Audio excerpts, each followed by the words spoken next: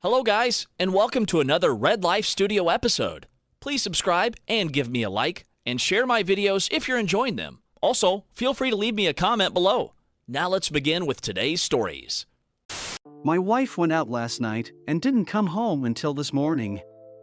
This is horrible. I'm furious right now. But I'm also depressed as hell. I know what I have to do, it's just killing me that I have to do it.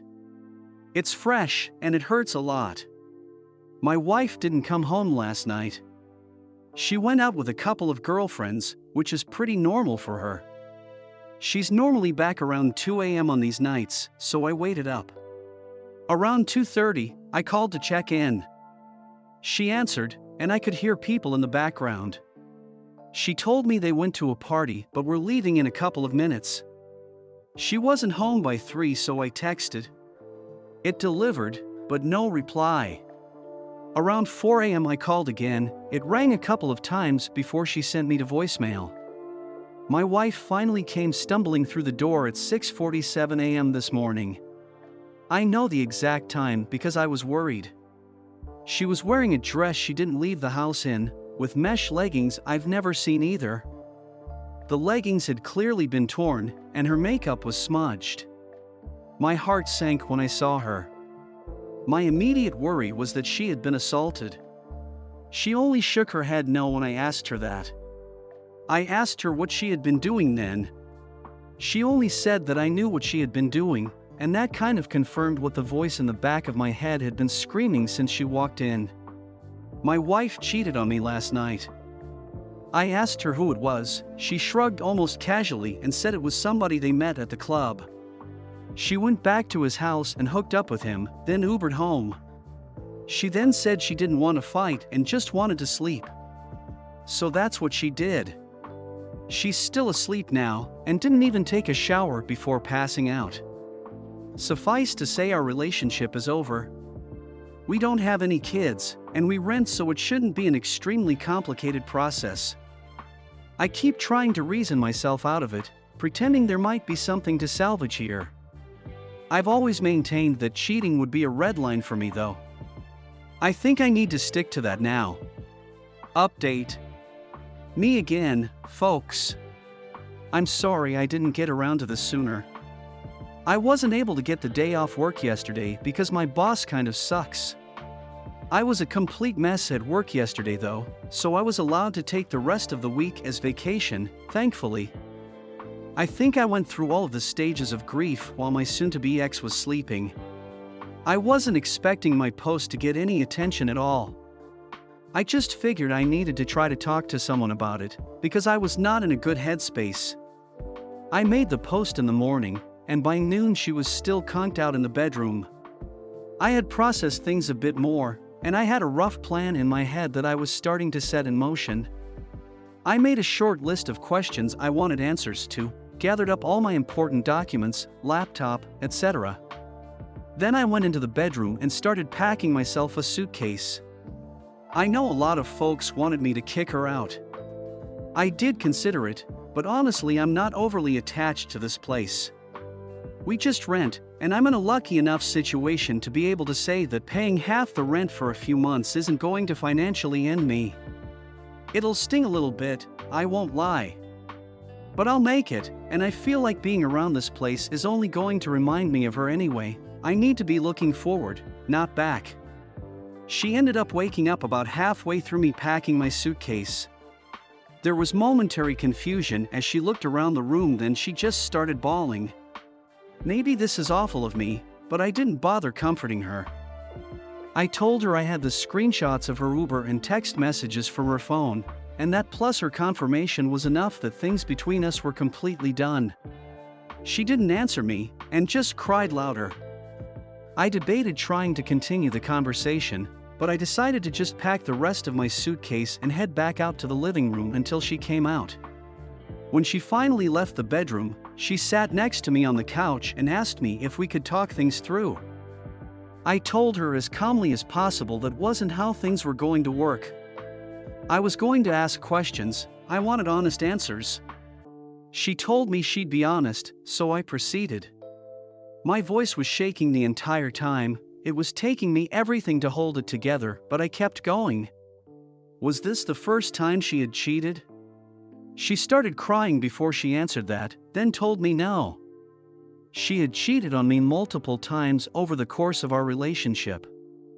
It was, and I'm going to use her words exactly here, just sex, a way for me to let off steam.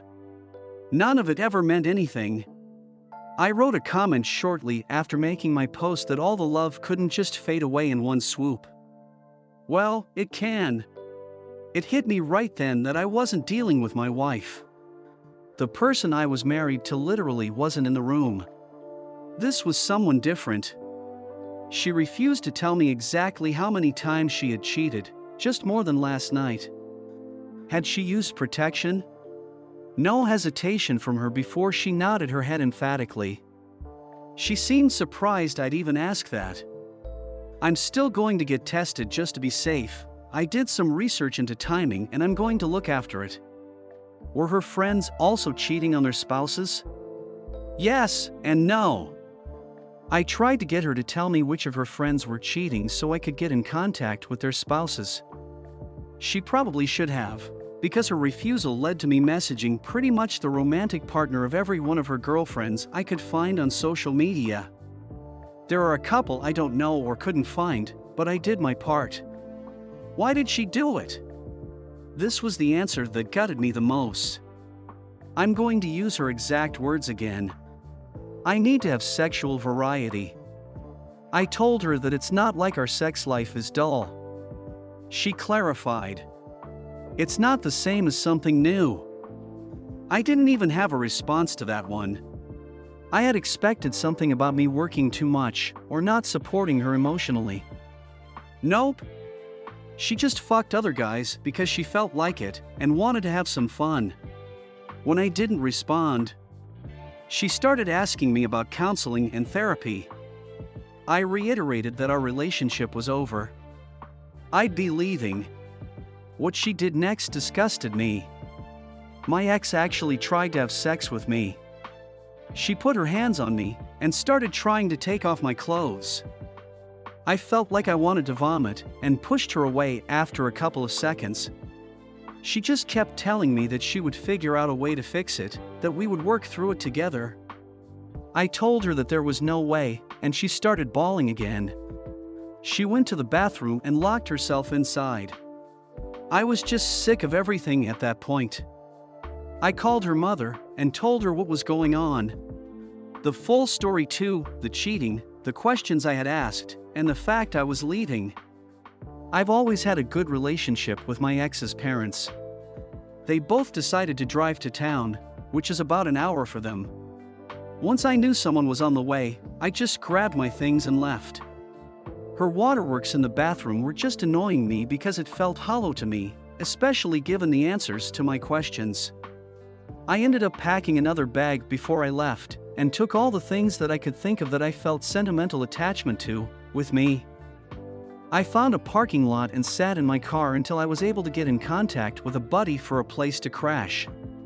I tried to take a nap, but I was running on way too much adrenaline. I knew when her parents had made it to the apartment because she started calling me. When I didn't answer those, she started texting me. She had gone from sad and crying to furious.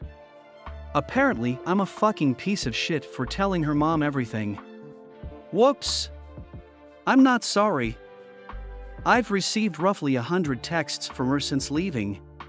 They range from name-calling all the way to begging me to come back, to sending me pictures of the food she ate for some reason. I haven't responded to any of them. I feel like I said my piece before leaving. So that's where I'm at now. We didn't have joint finances, so that part was easy. I canceled all the subscriptions that go to my credit card just to be sure, and changed all my important passwords. I'm crashing on a friend's couch for the next bit, but I've got some feelers out to some short-term rental places until I can find something more permanent. I've got feelers out for a divorce attorney too. A coworker of mine had a recommendation, so barring something better I'll probably go with them. I also wanted to say that I was shocked how supportive everyone was, and thank you for that. Truly, from the bottom of my heart. It isn't easy for me to talk about emotional things with people close to me. This was an invaluable venting place for me. Thank you all so much.